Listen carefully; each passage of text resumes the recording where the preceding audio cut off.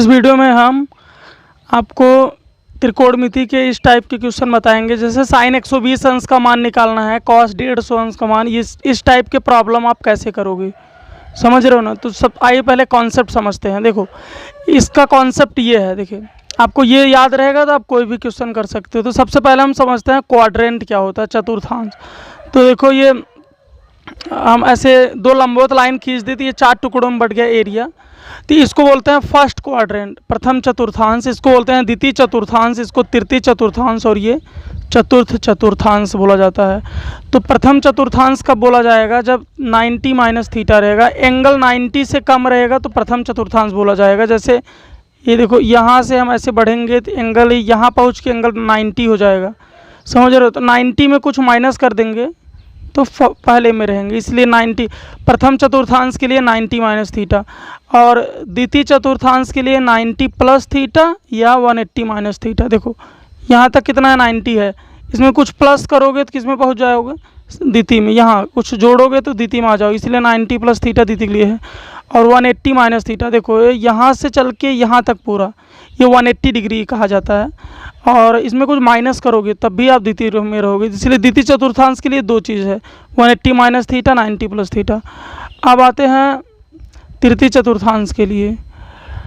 तृतीय चतुर्थांश के लिए है 180 प्लस थीटा। देखो यहाँ से यहाँ तक 180 डिग्री है, अब इसमें कुछ भी प्लस करोगे, इसमें प्लस करोगे तो कहाँ पहुँच जाओगे, तीसरे में, इसलिए तीसरे के लिए कितना है 180 प्लस थीटा। और चौथे चतुर्थांश के लिए माइनस थीटा या 360 माइनस थीटा।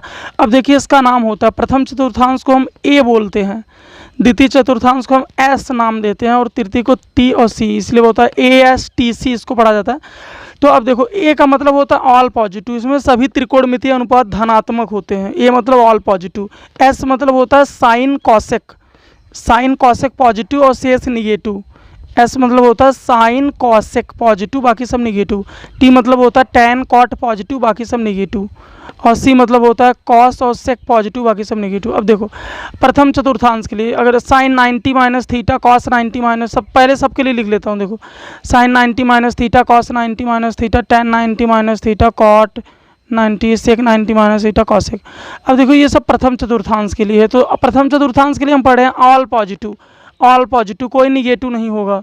तो देखो सबके सामने प्लस है, यहाँ किसी के सामने माइनस नहीं लिखा गया है, ठीक है, क्योंकि ये प्रथम चतुर्थांश है।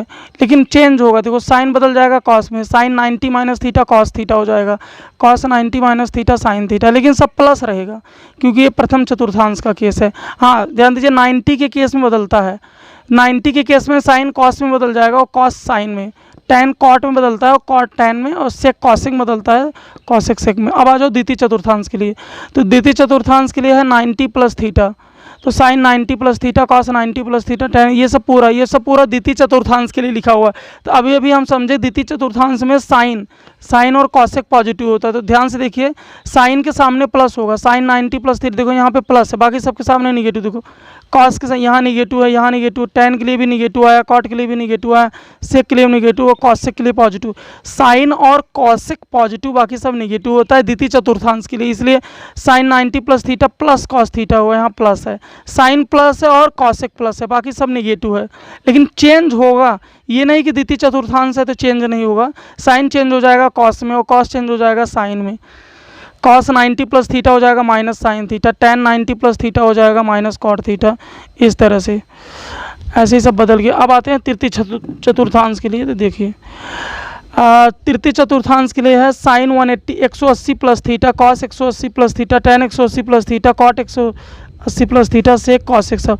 तो तृतीय चतुर्थांश ये सब तृतीय चतुर्थांश में बदलेगा नहीं, साइन का साइन ही रहेगा, 180 के केस में नहीं बदलेगा, साइन का साइन ही रहेगा, कॉस का कॉस ही, सब नहीं बदलेगा। लेकिन अब देखो तृतीय चतुर्थांश में हम जानते हैं तृतीय चतुर्थांश का नाम है टी मतलब टैन और कॉट पॉजिटिव। तो देखो यहाँ पे टैन, ये टैन है, ये पॉजिटिव है, और ये कॉट पॉजिटिव, बाकी सब सामने देखो माइनस लगा हुआ है। तो tan 180 plus theta tan theta होगा, लेकिन sine 180 plus theta minus sine theta होगा, क्योंकि तृतीय चतुर्थांश सिर्फ टैन और कॉट ही पॉजिटिव रहेगा।